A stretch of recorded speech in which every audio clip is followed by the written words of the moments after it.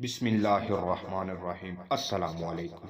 لاکھوں کروڑوں درود و سلام نبی میں مکرم حضرت محمد مصطفیٰ صلی اللہ علیہ وسلم پر، آپ کی آل پر، آپ کی اولاد پر۔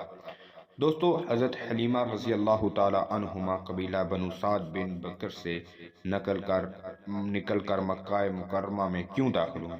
انہوں نے اپنے شوہر کے ساتھ کیا مشورہ کیا اور کس طرح حضور پاک صلی اللہ علیہ وسلم کو گود لینا منظور کیا؟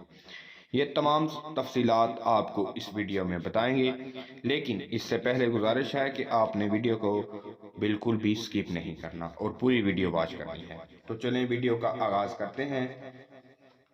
بلا بنو سعد بن بکر کی عورتیں چند گھنٹوں کے اندر ہی ان بچوں کو جنہیں دودھ پینے کی ضرورت تھی لے کر صحرا واپس چلے گئے، لیکن ان میں سے کسی نے بھی محمد صلی اللہ علیہ وسلم کو اس بنا پر کہ وہ یتیم اور غریب تھے قبول نہیں کیا، اور صرف ایک عورت جس کا نام حضرت حلیمہ رضی اللہ تعالیٰ عنہما تھا، اس نے انہیں گود لینا منظور کیا۔ حضرت حلیمہ بیان کرتی ہیں کہ اس سال بہار کے موسم میں بالکل بھی بارشیں نہیں ہوئیں، اور یہ دیکھتے ہوئے کہ ہمارے پاس کوئی ذریعہ معاش نہیں رہا، اپنے خاوند کے سامنے یہ تجویز پیش کی کہ کیا ہی اچھا ہو ہم بھی مکہ چلیں اور وہاں سے کسی بزرگ کے شیرخوار بچے کو اپنے ساتھ صحرا لے آئیں اور اسے بڑا کریں، تاکہ اس کے بدلے میں اس کے والدین سے مزدوری حاصل کر کے اپنی ضروریات کو پورا کر سکیں۔ میرے خاوند نے میری بات مان لی، اور میں جب کہ اپنے شیرخوار بچے کو گود میں لیے ہوئے تھی، اپنی اکلوتی اونٹنی پر سوار ہو گئی۔ میرے خاوند نے اونٹنی کی لگام تھامی اور ہم مکہ کی طرف روانہ ہو۔ میرا بچہ بھوک کی شدت سے روتا رہتا تھا، کیونکہ میری چھاتی دودھ سے خالی تھی اور تقریباً خشک ہو چکی تھی۔ دوسری جانب خشک سالی اور گھاس کی قلت کے باعث ہماری اونٹنی بھی دودھ نہیں دیتی تھی، لہذا میں اور میرا خاوند بھی اکثر و بیشتر بھوکے رہتے تھے۔ جب ہم مکہ پہنچے تو ہمارے قبیلے یعنی قبیلہ بنو سعد کی عورتیں ثروت مند لوگوں کے ساتھ بچوں کو لے کر واپس جا رہی تھی، اور ان میں سے ہر کسی کو متعلقہ بچے کے باپ کی طرف سے مناسب انعام بھی دیا گیا ہوا تھا، لیکن کسی کھاتے پیتے گھرانے کا بچہ ہمیں نصیب نہ ہوا۔ صرف ایک یتیم بچہ جس کا نام محمد صلی اللہ علیہ وسلم تھا ہمارے حصے میں آیا، کہ جس کی ماں یا دادا ہمیں کوئی قابل ذکر انعام یا تحفہ بھی نہ دے سکتے تھے۔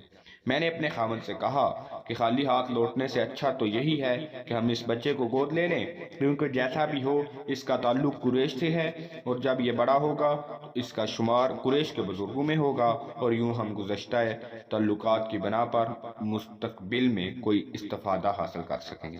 میرے شوہر نے یہ تجویز بھی قبول کر دی، اور ہم اپنے بچے اپنے قبیلے کی دوسری عورتوں کے ساتھ واپس لوٹنے کی تیاری کرنے لگے۔ ابھی ہم مکہ سے آدھی منزل بھی دور نہ ہوئے تھے کہ میں نے بے پناہ تعجب کے عالم میں یہ دیکھا کہ میرے دونوں پستان کچھ اس طرح دودھ سے بھر چکے تھے کہ میں نے اپنے بچے کو بھی پیٹ بھر کے دودھ دیا، اور حضرت محمد صلی اللہ علیہ وسلم کو بھی۔ جب ہم اپنی منزل پر پہنچے تو میرے خاوند نے اونٹنی کے تھنوں کی طرف اشارہ کرتے ہوئے کہا کہ حلیمہ ادھر دیکھ، ہماری اونٹنی کے تھن بھی دودھ سے بھر چکے۔ ہم دونوں نے جو بھوک سے نڈھال تھے اونٹنی کا دودھ دھویا اور جی بھر کر پیا۔ وہ رات ہم پر بہت آرام سے گزری۔ اگلے دن صبح سویرے میرے شوہر نے مجھے خاطب کرتے ہوئے کہا، اے حلیمہ، یہ بچہ جسے تو قریش سے لے کر آئی ہے بلا شبہ بہت برکت اور نعمت والا ہے، اور وہ یقیناً ہماری قسمت بدل دینے والا ہے، اور ہماری قسمت بدل بھی جائے گی۔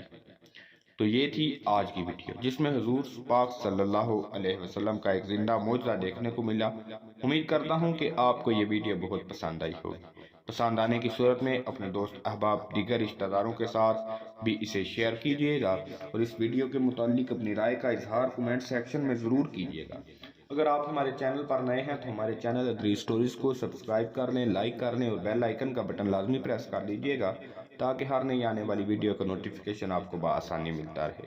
ملتے ہیں ایک نئی ویڈیو کے ساتھ، تب تک کے لیے اپنے میزبان کو اجازت دیجیے۔ اللہ حافظ۔